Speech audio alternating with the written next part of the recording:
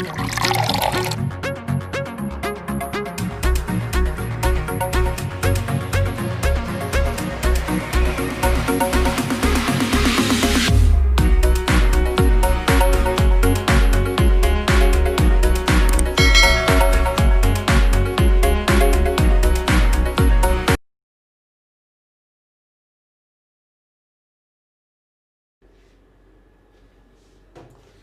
Student, my self Anil Kushwaha. मैं आज आपके लिए क्लास 11th का एक नया टॉपिक लेकर आया हूँ। टॉपिक है मेरा केमिकल बॉन्डिंग से, टॉपिक है मेरा रेजोनेंस। रेजोनेंस का टॉपिक आज हम लोग डिस्कस करेंगे। प्रीवियस वीडियो में हमने केमिकल बॉन्डिंग के काफ़ी टॉपिक डिस्कस किए थे। पोलरिटी, डाइपोल मोमेंट डिस्कस किया था, ठीक है। और भी हमने कई भी आयनिक bonds, covalent bonds, coordinate bonds, उनके करेक्टर्स, स्ट्रक्चर ड्रॉ करना, ये सब लगभग हमने कंप्लीट किया था और आपका फॉर्मल चार्ज किया था। आज का हमारा जो टॉपिक है वो रेजोनेंस से है। रेजोनेंस अपने आप में बहुत इंपॉर्टेंट टॉपिक है। रेजोनेंस की जो थ्योरी है वो ऑर्गेनिक केमिस्ट्री से ली गई है और ऑर्गेनिक केमिस्ट्री के साथ साथ हम उसे यहाँ इनऑर्गेनिक में भी पढ़ रहे हैं, क्योंकि काफ़ी एप्लीकेशंस हमारे यहाँ सॉल्व होते हैं इनऑर्गेनिक केमिस्ट्री के अंदर भी। इसके जनरली हम इसे ऑर्गेनिक में ही पढ़ते हैं, ऑर्गेनिक का ही कॉन्सेप्ट है स्पेशली, ये बात मैं आपको पहले क्लियर कर लूँ, ठीक है। रेजोनेंस स्टार्ट करने से पहले मैं आपको क्लियर कर दूं कि हम लोग क्या जानना चाह रहे हैं। आपने देखा होगा कि हमने केमिकल बॉन्डिंग में स्ट्रक्चर्स बनाते हैं। आपने देखा होगा आप तुरंत स्ट्रक्चर्स बना देते हैं, सिंगल बॉन्ड, डबल बॉन्ड लगाकर, सिग्मा पाई बॉन्ड्स लगाकर आप लोग बहुत जल्दी जल्दी स्ट्रक्चर्स बना देते हैं। अगर मैं आपसे ये कहता हूँ कि अगर वो सारे स्ट्रक्चर्स रियल ही नहीं है, इमेजनरी स्ट्रक्चर्स हैं, आप जो भी बनाते हो सब बकवास है, मीन्स हाँ ये सच है, आप जो भी स्ट्रक्चर ड्रॉ करते हैं वो रियल स्ट्रक्चर्स नहीं है, सब के सब आपके हाइपोथेटिकल कॉन्सेप्ट हैं। आप इस चीज़ को ध्यान रखें, आप लोग सब हाइपोथेटिकल कॉन्सेप्ट पे काम कर रहे हैं। रेजोनेंस समझाने से पहले मैं आपको कुछ एक स्टोरी सुनाना चाहता हूँ ताकि आप रेजोनेंस को एक बार में समझ पाएंगे कि रेजोनेंस का टॉपिक क्या है, क्योंकि आप इसके क्वेश्चंस क्लास 12th में जब जाएंगे वहाँ पे भी बहुत क्वेश्चंस बनेंगे इसके ऊपर। ऑर्गेनिक केमिस्ट्री में भी बनेंगे और इनऑर्गेनिक केमिस्ट्री में भी बनेंगे। पी ब्लॉक के अंदर मैं बताऊंगा क्या क्वेश्चंस रहते हैं वहाँ पे, ठीक है। आइए, टॉपिक क्या है जो रेजोनेंस का, मैं बस बता दूँ आपको। पहले एक समझने का प्रयास करिए। सिंगल बॉन्ड की जो बॉन्ड लेंथ होती है, डिस्टेंस बिटवीन टू एटम्स, सबसे ज़्यादा होती है 1.54 एंगस्ट्रॉम, ठीक है। सिंगल की सबसे ज़्यादा होती है लगभग, अगर हम मानते हैं। डबल की थोड़ी सी कम होती है, 1.33 एंगस्ट्रॉम के आसपास होती है, और ट्रिपल की 1.20 एंगस्ट्रॉम के आसपास होती है। ये बात आप पहले से जानना चाहिए और आपको पता होनी चाहिए बॉन्ड लेंथ इतनी होती है। सिंगल की सबसे ज़्यादा रहती है, डबल की कम और ट्रिपल की और कम हो जाती है, ठीक है। हम लोगों ने बेंजीन की ऊपर काम कर रहे थे। ये बेंजीन का स्ट्रक्चर है, ठीक है। ये बेंजीन का स्ट्रक्चर है आपका, ठीक है। बेंजीन के अंदर सबको दिखता है, बहुत अच्छे से दिखता होगा कि बेंजीन के अंदर 3 कार्बन कार्बन सिंगल बॉन्ड रहते हैं, 3 कार्बन कार्बन डबल बॉन्ड्स रहते हैं। एक तो बेंजीन इसकी बात कर रहा हूँ। एक मैं ओजोन का स्ट्रक्चर आपके लिए बना देता हूँ, ठीक है। ओजोन के अंदर जो सिंगल बॉन्ड लेंथ है ये लगभग 148 पिकोमीटर्स के आसपास होती है, 148 पिकोमीटर्स, और डबल बॉन्ड्स की लगभग 142 या 141 के आसपास होगी।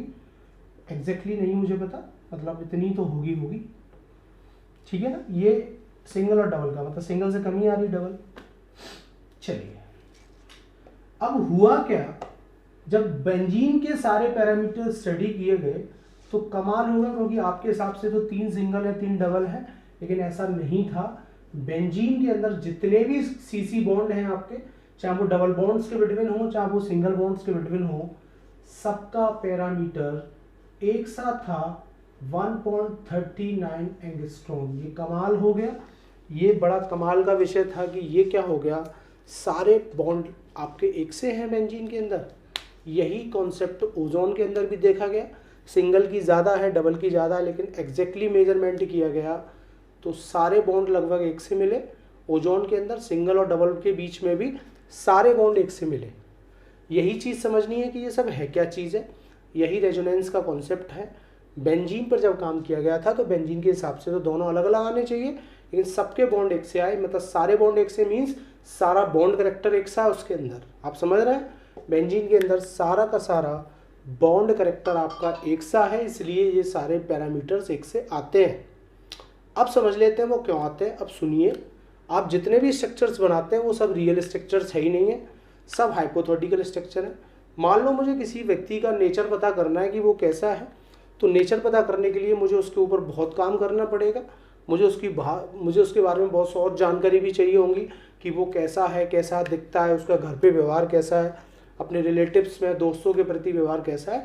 ये सारी चीज़ें एनालिसिस करके मैं बता पाऊँगा कि वो कैसा है। यही किसी भी स्ट्रक्चर्स के लिए किया जा सकता है। आपका जो आप जो भी स्ट्रक्चर्स बनाते हैं उसका वो सिंगल स्ट्रक्चर्स उसकी सारी प्रॉपर्टी एक्सप्लेन नहीं कर सकता। आप जितने भी लूज स्ट्रक्चर्स बनाते हैं वो सारे के सारे स्ट्रक्चर्स आपके मॉलिक्यूल्स की सारी प्रॉपर्टी एक्सप्लेन नहीं कर सकता। अगर आप सारी प्रॉपर्टी के बारे में जानना चाहते हैं तो आपको उस मॉलिक्यूल्स के मोर देन स्ट्रक्चर्स पता करने पड़ेंगे, और मोर देन स्ट्रक्चर्स का जो मिक्सर होगा, मिक्सिंग करके जो एक स्ट्रक्चर्स बनेगी वही उसका एक रियल स्ट्रक्चर्स होगा जो पेपर पे तो ड्रॉ नहीं होगा, और उसे हम लोग कहते हैं स्टेबल रेजोनेंस हाइब्रिड स्ट्रक्चर्स कहते हैं। आपको मेरी बात शायद समझ में आई होगी। तो क्या ये रेजोनेंस सब जगह होती होगी, पहले तो ये बात आती है। क्या बॉन्ड पैरामीटर सब जगह एक से हो जाते होंगे? नहीं, ये भी बात सत्य नहीं है, सबके लिए नहीं है ये वरदान। कुछ लोगों को ही ये वरदान मिला हुआ है कि जो इस तरीके का काम करते हैं, जिनके बॉन्ड लेंथ एक से हो जाते हैं, वो रेजोनेंस का ही कॉन्सेप्ट है, तो सबके क्यों हो जाते हैं, यही चीज़ समझना है। समझ में आ गया कि सिंगल स्ट्रक्चर्स एक्सप्लेन नहीं करता है, एक्सप्लेनेशन करने के लिए आपको मोर देन स्ट्रक्चर्स बनाने होंगे। क्या मोर देन स्ट्रक्चर सबके बनते हैं? यही क्वेश्चन था मेरा। नहीं, मोर देन स्ट्रक्चर सबके नहीं बनते। ठीक है, किसके बनते हैं? अगर कहीं पे pi sigma pi bond conjugation में मिल जाए, कहीं पे पाई सिग्मा लोन पेयर आपको मिल जाए, कहीं पे pi sigma negative plus charge आपको मिल जाए, या पाई सिग्मा नेगेटिव या पाई सिग्मा वैकेंट डी भी हो सकता है, अनपेड इलेक्ट्रॉन्स भी हो सकता है। मैं लिखना चाहता था लेकिन आपके लिए इतना जरूरी नहीं है। ये कंडीशंस होगी तो वहां रेजोनेंस होगी। क्लियर कर लें एक मेरी बात, वहां रेजोनेंस पॉसिबल होंगी, और रेजोनेंस पॉसिबल होंगी मींस पाई इलेक्ट्रॉन डीलोकलाइज्ड होंगे। मतलब मैं सीधी सीधी भाषा में बोल सकता हूँ रेजोनेंस मेरे लिए क्या है, पाई इलेक्ट्रॉनों का घूमना फिरना या पाई इलेक्ट्रॉन्स का डीलोकलाइजेशन, डीलोकलाइज्ड होना, उनका घूमना फिरना ही हमारे लिए क्या है, रेजोनेंस का कॉन्सेप्ट है।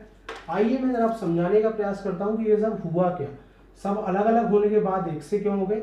यही ओजोन के अंदर भी है, सिंगल और डबल बॉन्ड अलग अलग होते हैं और फिर भी ये एक से हो गए। क्यों हो गए आप जरा यहाँ समझ लीजिए, आपके समझ में आ जाएगा एक ही बार में। देखिए यहाँ रेजोनेंस की पॉसिबिलिटी है, पाई सिग्मा पाई बॉन्ड्स है, यहाँ पे कार्बन ऑक्सीजन में नेगेटिविटी ऑक्सीजन की ज्यादा होगी। रेजोनेंस स्ट्रक्चर्स को शॉर्ट में हम आरएस स्ट्रक्चर्स बोलते हैं, और रेजोनेंस स्ट्रक्चर बनाने के लिए हम डबल हेडेड एरो यूज करते हैं। ठीक है, तो यहाँ से इलेक्ट्रॉन्स गया है, ठीक है, तो यहाँ पे तो आएगा प्लस चार्ज और यहाँ आ जाएगा नेगेटिव चार्ज। आप देखें पाई सिग्मा पॉजिटिव फिर रेजोनेंस आ रहा है, ये इलेक्ट्रॉन शिफ्ट करेगा, फिर डबल हेडेड एरो लगाएंगे, यहाँ प्लस आएगा, यहाँ डबल आ जाएगा और यहाँ आ जाएगा सिंगल। तो ये तो है आपके रेजोनेंस स्ट्रक्चर्स जो पाई इलेक्ट्रॉन को डिलोकलाइज्ड करके बनाए गए हैं, पाई इलेक्ट्रॉन्स को शिफ्ट करके बनाए गए हैं। और सब जगह रेजोनेंस नहीं होता है, जहाँ पे ये कंडीशंस होंगी वहीं रेजोनेंस होंगे। ये चीज़ क्लियर कर लें आप लोग प्लीज़, कि जहाँ पे ये कंडीशंस आपको मिलेंगी वहीं रेजोनेंस होंगे। ठीक है, ये रेजोनेंस स्ट्रक्चर्स है। जितने ज़्यादा रेजोनेंस स्ट्रक्चर्स बनेंगे मॉलिक्यूल उतना ही स्टेबल हो जाएगा आपका, लेकिन इनका जो मिक्सचर होगा वो ये होगा। आप लोग सच में देखो हो क्या रहा है, पाई इलेक्ट्रॉन आपका यहाँ से चलना स्टार्ट हुआ था पूरे मॉलिक्यूल्स में, ठीक है, यहाँ से लेके यहाँ तक चला था, और इसी को कहते हैं रेजोनेंस हाइब्रिड। और आप देखें इस पूरे सिस्टम के अंदर एक नया बॉन्ड कैरेक्टर जनरेट हुआ है, और इसी को हम लोग बोलते हैं पार्शियली डबल बॉन्ड कैरेक्टर्स। इसी को हम लोग क्या बोलते हैं मेरे बच्चे, पार्शियली डबल बॉन्ड कैरेक्टर्स कहते हैं। मतलब पाई इलेक्ट्रॉन के घूमने फिरने से एक नया बॉन्ड जनरेट हो जाता है रेजोनेंस के अंदर, जिसका नाम होता है पार्शियली डबल बॉन्ड कैरेक्टर, उसी को हम लोग रेजोनेंस कहते हैं। तो सारा सिस्टम एक सा हो जाता है, ठीक है, और इन्हीं के रेजोनेंस हाइब्रिड और रेजोनेंस स्ट्रक्चर और रेजोनेंस हाइब्रिड के एनर्जी डिफरेंस को ही हम लोग कहते हैं रेजोनेंस एनर्जी। क्लियर हो रही मेरी बात? क्योंकि ये स्टेबल ज़्यादा होते हैं, रेजोनेंस हाइब्रिड आपके स्टेबल ज़्यादा होते हैं, स्टेबल ज़्यादा है तो इनकी लेस एनर्जी होगी और इनकी एनर्जी ज़्यादा होगी, और इन्हीं की एनर्जी डिफरेंस को हम लोग कहते हैं रेजोनेंस एनर्जी कहते हैं। आप रेजोनेंस एनर्जीज निकाल देंगे अगर आपको स्ट्रक्चर्स की, कॉनिकल स्ट्रक्चर्स की एनर्जी मिल जाए और हाइब्रिड की मिल जाए तो आप एनर्जी निकाल लेंगे। और जो लोग रेजोनेंस में इंक्लूड होते हैं उनकी हमेशा heat of formation calculated value से ज़्यादा आएगी, ठीक है, क्योंकि जो भी लोग रेजोनेंस में होंगे। तो ये बात क्लियर हो गई कि भैया ये पार्शियली डबल बॉन्ड कैरेक्टर्स आ जाता है। आइए बेंजीन के पास वापस चलिए, बेंजीन के पास वापस आइए। बेंजीन में आप देखें pi sigma pi, pi sigma pi, pi sigma pi bonds आता है बेंजीन के अंदर, है ना। कॉन्जुगेशन आता है, कॉन्जुगेशन आने से ये बॉन्ड शिफ्ट होते हैं आपके इधर, है ना। शिफ्ट होने से ये बनता है और ये दोनों डबल हेडेड एरो लगाएं, ये क्या है, रेजोनेंस स्ट्रक्चर। सच में बेंजीन में हो क्या रहा है, पूरे सिस्टम के अंदर पार्शियली डबल बॉन्ड कैरेक्टर आ जाता है, पूरे सिस्टम में ऐसे गोल गोल घूमता रहता है और इसी को कहते हैं रेजोनेंस हाइब्रिड। और इन्हीं के एनर्जी डिफरेंस को क्या कहते हैं, रेजोनेंस एनर्जी। इसी को हम लोग क्या कहते हैं, रेजोनेंस एनर्जी। तो आइए मैं जवाब दे दूं। बेंजीन के में सर 3 सिंगल बॉन्ड थे, 3 डबल बॉन्ड थे, लेकिन तीनों का बॉन्ड लेंथ अलग अलग चाहिए, लेकिन सबके एक से आए। क्यों? क्योंकि बेंजीन में रेजोनेंस होगा, बेंजीन में पार्शियली डबल बॉन्ड कैरेक्टर्स आ जाएगा, वो मैंने बनाकर दिखाया आपको, इसकी वजह से बॉन्ड लेंथ हमारा एक सा आया। यही चीज़ ओजोन में हुई है, आप लोग देख लो, यही चीज़ ओजोन के अंदर भी हुई है मेरे बच्चे, ठीक है। पाई सिग्मा लोन पेयर, देखो रेजोनेंस हो रहा है, रेजोनेंस हो रहा है बेंजीन में भी, ओजोन में भी रेजोनेंस हो रहा है, और रेजोनेंस में ओजोन में भी रेजोनेंस होने की वजह से पार्शियली डबल बॉन्ड कैरेक्टर आ गया, जिसकी वजह से बॉन्ड लेंथ ओजोन के भी कैसे पाए गए, एक से पाए गए ड्यू टू रेजोनेंस। ऐसे क्वेश्चन हो सकता है कि ओजोन में बॉन्ड सब एक से क्यों है, ड्यू टू रेजोनेंस या due to partially double bond characters, आप बोलकर अपना एक्सप्लेनेशन दे सकते हैं। ये क्वेश्चन 12th में भी पूछे जाते हैं, पी ब्लॉक्स में भी पूछे जाते हैं और ऑर्गेनिक केमिस्ट्री में भी पूछे जाते हैं आपसे। कार्बोक्सिलेट आप पहले से उतार लीजिए, फिर मैं आगे बात करूंगा आप लोगों से।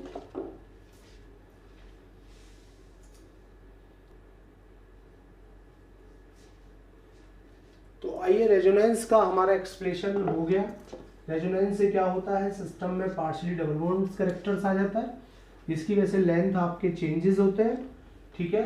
रेजोनेंस एनर्जी क्या होती है, रेजोनेंस हाइब्रिड और आपके जो कॉनिकल स्ट्रक्चर्स होते हैं उन्हीं के एनर्जी गैप को हम लोग रेजोनेंस एनर्जी कहते हैं। और वो रेजोनेंस एनर्जी हमेशा, जो रेजोनेंस शो कर रहा है मॉलिक्यूल, उसकी हमेशा ज़्यादा आती है।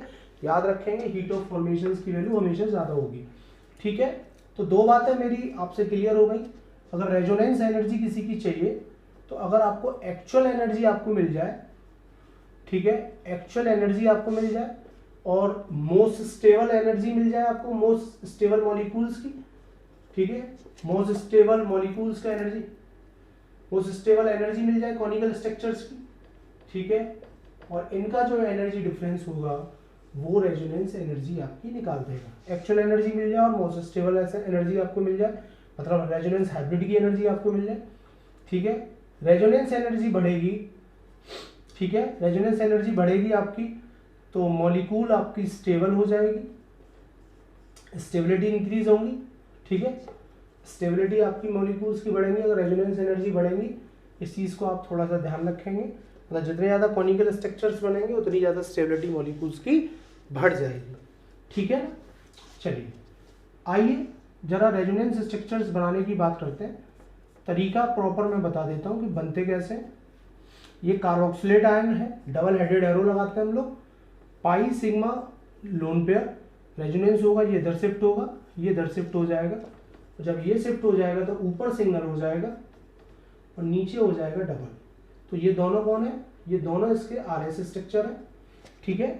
और इनका अगर हाइब्रिड बनाना होता, इनका अगर हाइब्रिड बनाना होता तो ये हाइब्रिड बनेगा और इसे रेजोनेंस हाइब्रिड कहेंगे हम लोग, और इन्हीं का एनर्जी जो गैप होगा वही रेजोनेंस एनर्जी होगा। हालांकि हम बार बार ऐसे नहीं बनाएंगे, ठीक है, बार बार हम रेजोनेंस स्ट्रक्चर्स ऐसे तो नहीं बनाएंगे, ठीक है। मैं आपको और भी शॉर्ट तरीका बता देता हूँ, आप उस तरीके से बना सकते हैं, आप उस तरीके से अपने रेजोनेंस स्ट्रक्चर्स बना सकते हैं आराम से, पर ये तरीका तो यही है, इस तरीके से शिफ्ट कर करके बनाते हैं, हम बार बार चेक करते हैं बाकायदा, पाई इलेक्ट्रॉन्स का कॉन्जुगेशन चेक करते हैं कि पाई सिग्मा पाई मिल रहा है क्या, पाई सिग्मा लोन पेयर मिल रहा है क्या, पाई सिग्मा नेगेटिव चार्ज मिल रहा है क्या, पाई सिग्मा पॉजिटिव चार्ज मिल रहा है, यही सब बार बार चेक करते हैं हम लोग, है ना। चलिए तो रेजोनेंस स्ट्रक्चर्स बनाने की बात कर लेते हैं हम लोग। देखिए आपके जो रेजोनेंस होते हैं, जैसे कार्बोनेट के पूछेगा भाई नंबर ऑफ कार्बोनेट के आरएस बता दीजिए कितने होंगे।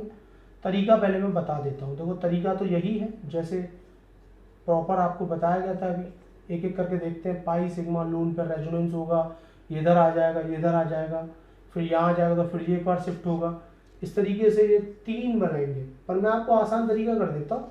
आप ये ना करें, आप एक काम करें, किसी एक को एक नंबर दे दें। अब इसे घड़ी की सुई की तरह घुमा लें, एक को नंबर देकर इसको घुमाते रहें, जब तक घुमाते रहें इस बॉन्ड पोजीशन को, जब तक ये सेम पोजीशन पे ना रिपीट कर जाए। रिपीट करेगा तो रेजोनेंस नहीं बनेगा। तो इसको मैं घुमा दूँ तो डबल इधर आ गया, ये नीचे आ गया और ये इधर आ गया आपकी बार, तो एक ये बन गया।